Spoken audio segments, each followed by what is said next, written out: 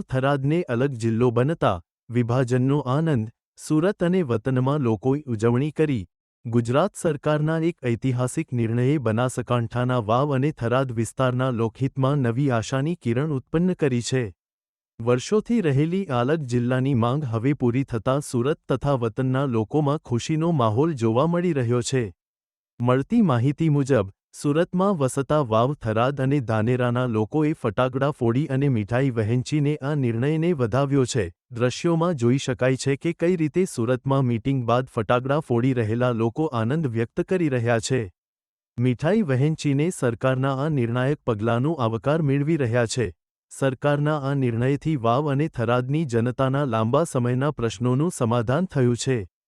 છેલ્લા ઘણા વર્ષોથી આ વિસ્તારમાં એક જ જિલ્લામાં સંલગ્ન રહેવાને કારણે લોકોને ઘણી મુશ્કેલીઓનો સામનો કરવો પડતો હતો, જેનો ઉલ્લેખ કરીને ગિરીશભાઈ ત્રિવેદી જેવા સ્થાનિકોએ જણાવ્યું કે લોકો હવે 150 કિલોમીટર દૂર પાલનપુર જવાને બદલે તેમના વિસ્તારમાં જ સમરસ સેવાઓ મેળવી શકશે।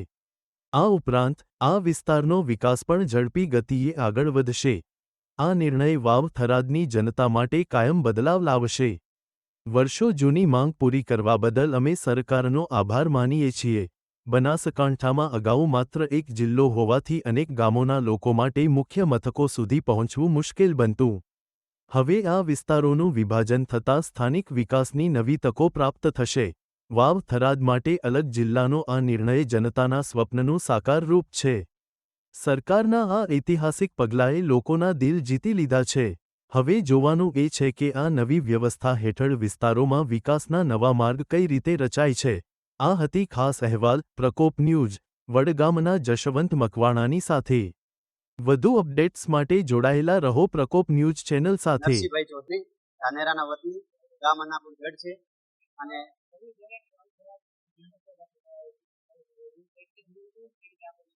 આનો વિકાસ થશે અને ધાનેરા તાલુકાના અહીંયા સુરતમાં વસે છે ભાઈઓ એ બધા સમર્થનમાં આવ્યા છે અને અમને વિશ્વાસ છે શંકરભાઈ ચૌધરી ઉપર અને સરકાર ગુજરાત સરકાર ઉપર કે ધાનેરાનો પણ વિકાસ થશે, આખા બનાસકાંઠા જિલ્લા વાવથરા જિલ્લાનો પણ વિકાસ થશે।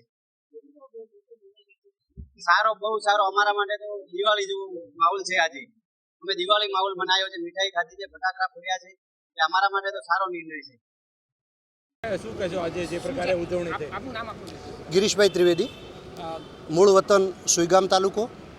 વર્ષોથી સુરતની અંદર જેણે પોતાની કર્મભૂમિ બનાવી છે એવા તમામ વાવ થરાદ જિલ્લાના મિત્રો અત્યારે એક આનંદ પ્રગટ કરવા માટે ભેગા થયા છે।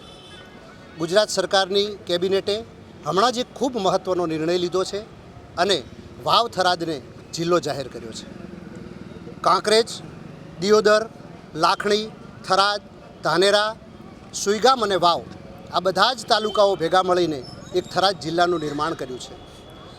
થરાદ જિલ્લો એ ભૌગોલિક દૃષ્ટિએ છેવાડાના જે પહેલાં જિલ્લો હતો બનાસકાંઠા પાલનપુર એ 150 કિલોમીટર સુધી અમારા વિસ્તારને દૂર થતું હતું, જ્યારે આજે થરાદ જિલ્લો બનવાથી પ્રજામાં ખૂબ જ ઉત્સાહ છે।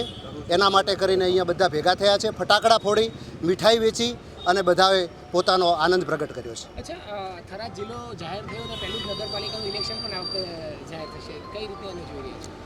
થરાદ નગરપાલિકાનું ઇલેક્શન ઘણી બધી ગુજરાતની નગરપાલિકાઓનું ઇલેક્શન જાહેર થઈ ચૂક્યું છે અને થરાદ જિલ્લાનું હજુ આ વખતે હજુ આવ્યું નથી, પરંતુ સરકાર અને ઇલેક્શન કમિશન જે પણ નિર્ણય લેશે એના માટે વાવ થરાદની પ્રજા ભારતીય જનતા પાર્ટીની સાથે અડીખમ છે।